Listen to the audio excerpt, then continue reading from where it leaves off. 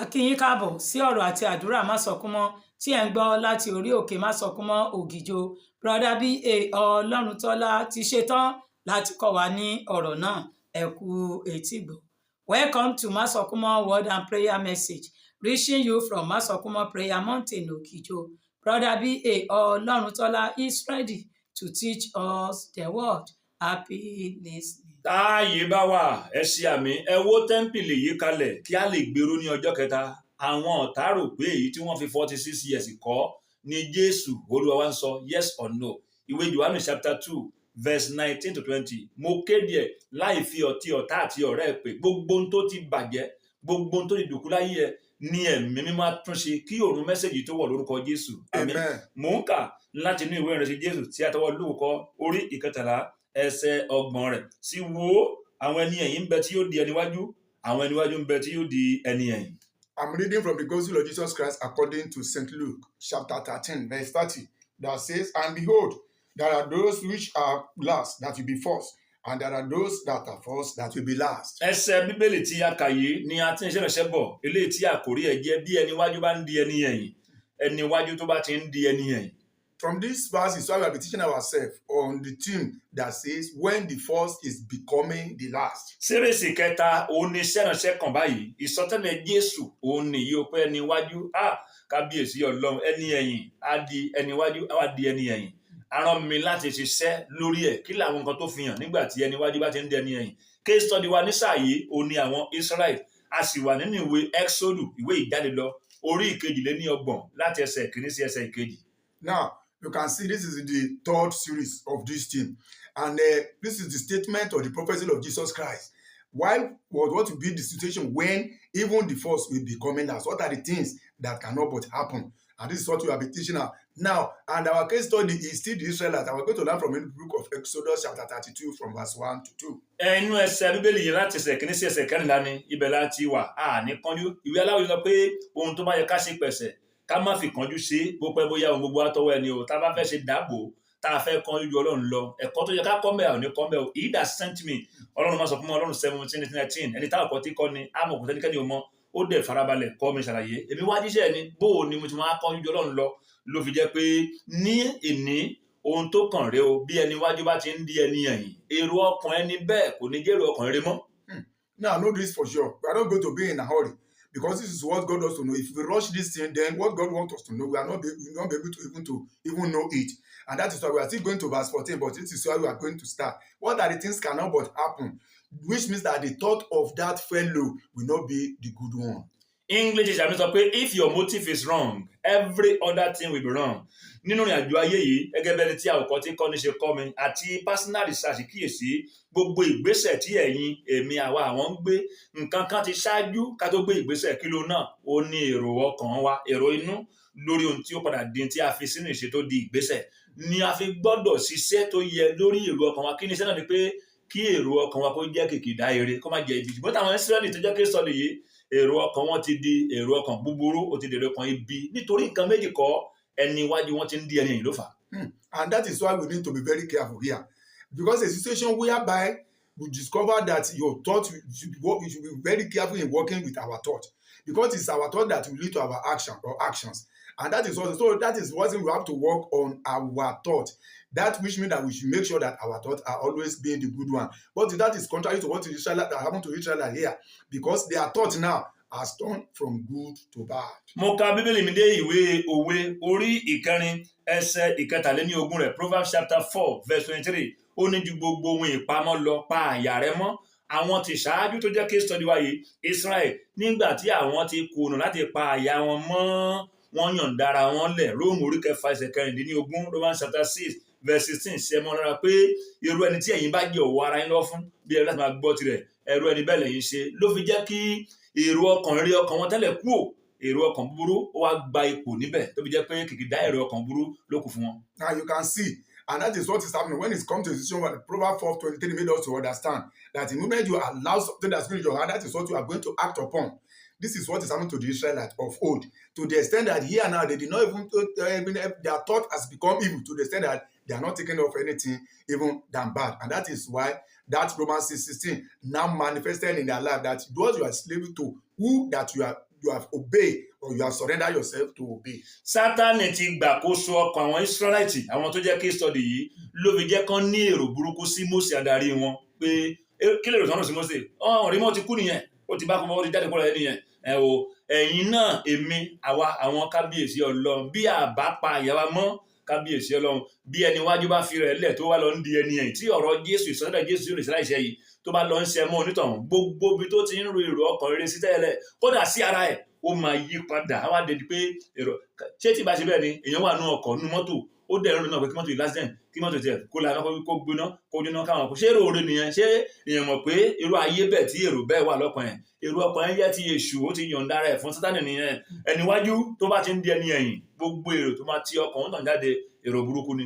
Now know this for sure, and that is what happened even to the Israelites of old as at that time, because they are taught of evil, not of good one again. And what did they do? They are taught that okay, since Moses was not available again, which means that he has died, he's not coming back again. They cannot even see him again because they have surrendered their life even to Satan, and Satan have even filled their heart with that evil thought. So in as much as you are the first and you are becoming as then you discover all your thoughts, even the one you thought concerning your own self will be that of evil, not of good again. How can you consider a situation whereby somebody will be in a bus or in a vehicle and he or she will be thinking that just make this vehicle now just to have accident, and this vehicle now to just tumble, just this vehicle now to just catch fire? That is evil thought. Concerning this one, Satan has taken proper. English àbí sọ pé motives are louder than utterance in God's presence. Láì sọ̀rọ̀ jáde, ìbẹ́ni tó mọ ìparí sáájú bẹ̀rẹ̀ tó dákú tí kò nípa tó dá àjẹ́ tí àjẹ́ ò lè jẹ́ Ọlọ́run. Àwa ń ro ìrònú àbí ohun tí ní gbogbo tí à ń rò kódà àti ìrògbọ́n tí mo ti rí o. Ló fi jẹ́ pé motives are louder than utterances in God's presence. Mo ka ẹgbẹ́ mi ìwé òwe orí ìkẹrin ẹsẹ̀ orí ìkẹtàléníogún ẹsẹ̀ ìkeje báyìí Proverbs 23:7 ó ní bí o ti ń ṣírò lé ọkàn rẹ bẹ́ẹ̀ lé orí.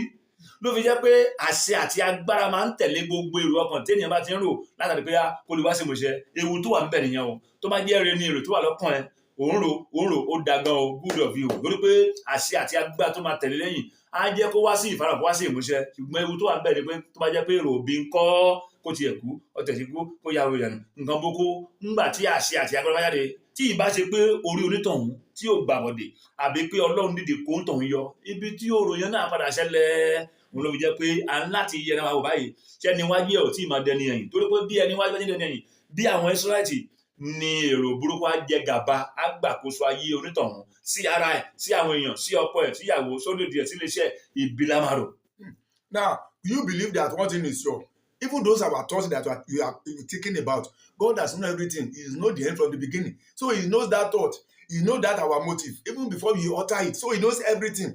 And that is the danger that is in it. In as much as your thought that you're talking about towards your wife, towards your family, to your body, is that of evil.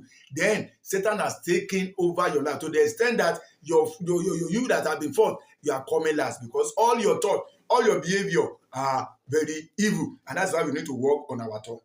Ìwé Aláwọ̀ sọ pé ẹgbẹ̀rún ọmọ kò tó Ọlọ́run lùpá lóòjọ́ kábíyèsí Ọlọ́run. Mo ka bẹ́ẹ̀ mi ní ìwé ìbẹ̀rẹ̀ Genesis orí 6 ẹsẹ̀ 5 ẹ̀ nínú tí mo rí kọ́ńbẹ̀ ni pé nínú ohun tó ṣokùnfà pípa ayé rẹ nígbà ayé Nóà èrò ọkàn ènìyàn jẹ́ ibi náà pẹ̀lú ohun tó ṣokùnfà ẹ̀.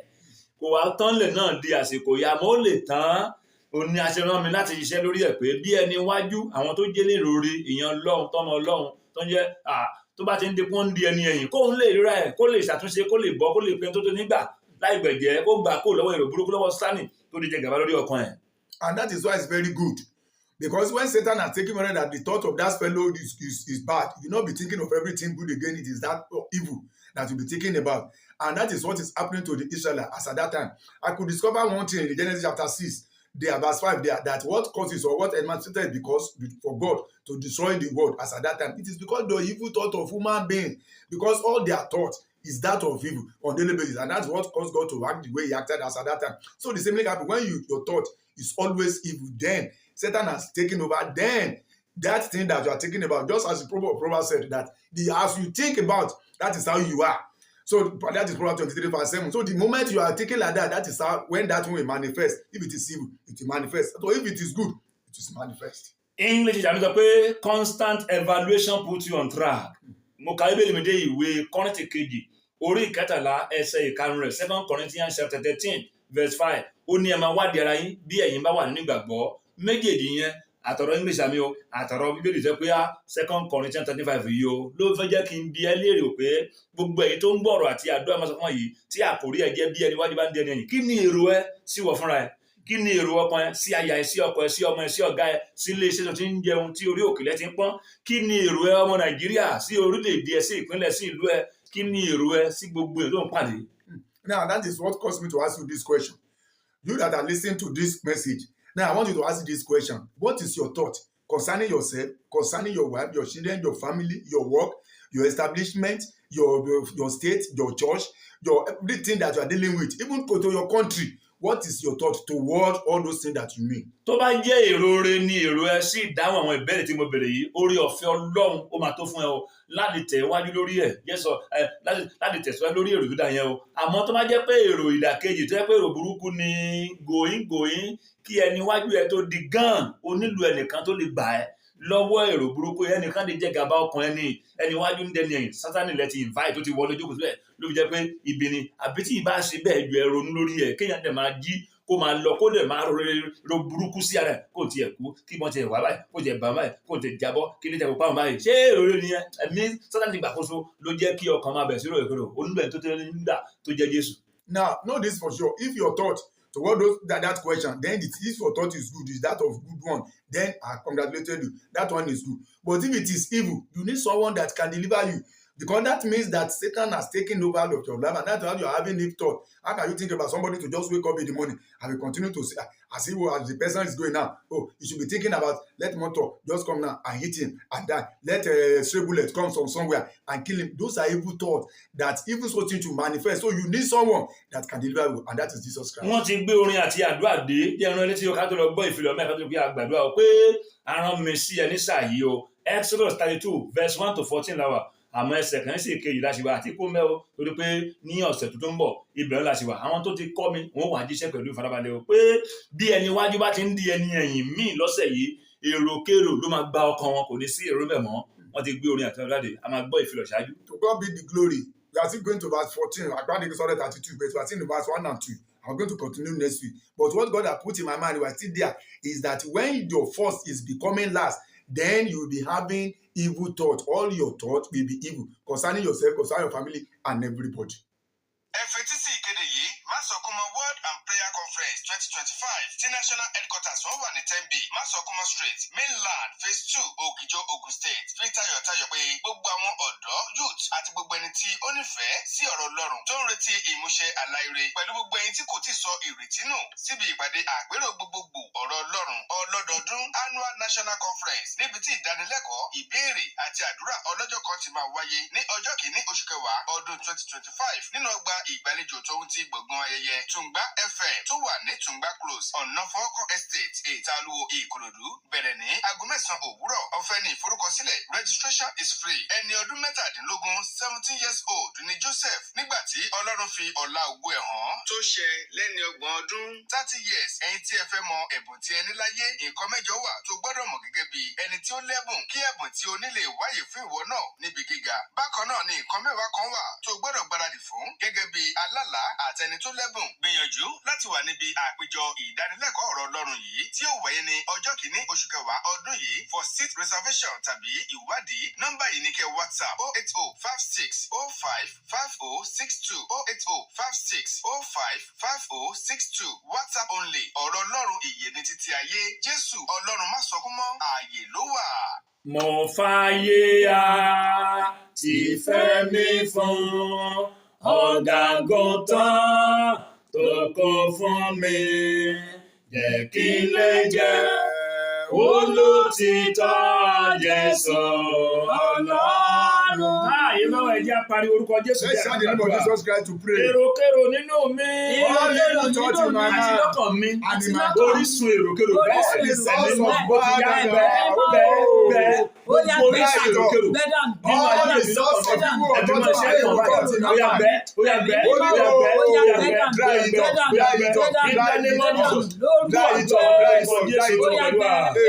Títí ní ọ̀nà ayé mi á fi wọ̀. Lord. Pàmí láyà tó kàn mọ́. Oh, beat my mouth. Jésù má bàa rẹ mi jẹ mọ́. So that Satan will not be able to get advantage of me. Oh, the Satan that you don't have right now, that you don't have right now, to say that you don't have right now, you don't from his mouth. So that so that my devotions for Satan, him to enter or him to deceive me. In the name of Jesus. Amen. All the plan of the enemy over my wife, over my children.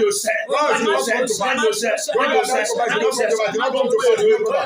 All the evil thoughts of the enemy concerning my wife, concerning my life, concerning my family.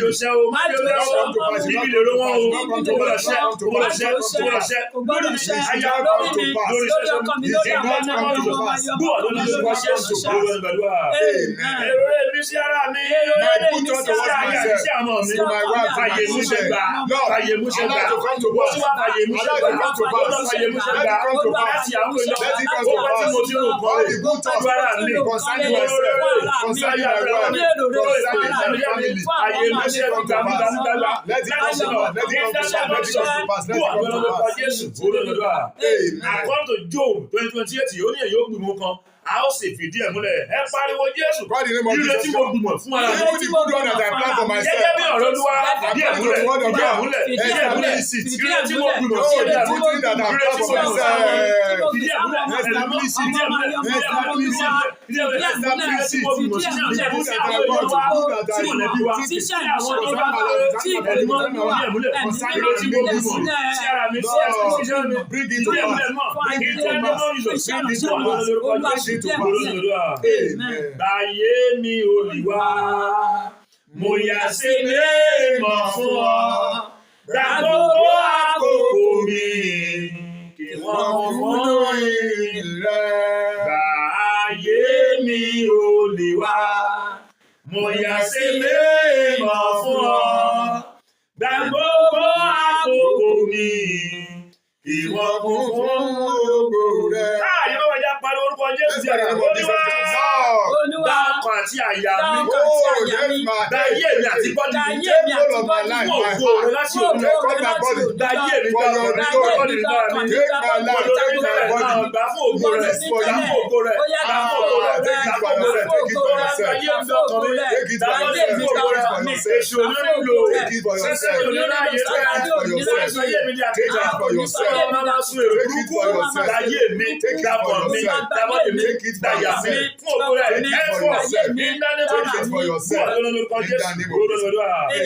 Kí gbogbo àfijọ́ burú. All the resemblance of you. Gbogbo àfijọ́ tí mo ti ayé mi. Mo lè fi ayé mi lẹ̀ tí mo gbọ́. Ayé mi fún ògo rẹ̀ sẹ́ẹ̀. Gbogbo àfijọ́ bàbá. Àfijọ́ ìyá. Tí ìṣe nǹkan rẹ̀ ó jẹ́ nǹkan burúkú. Tí wọ́n lè fayé mi lẹ̀. Fayé mi.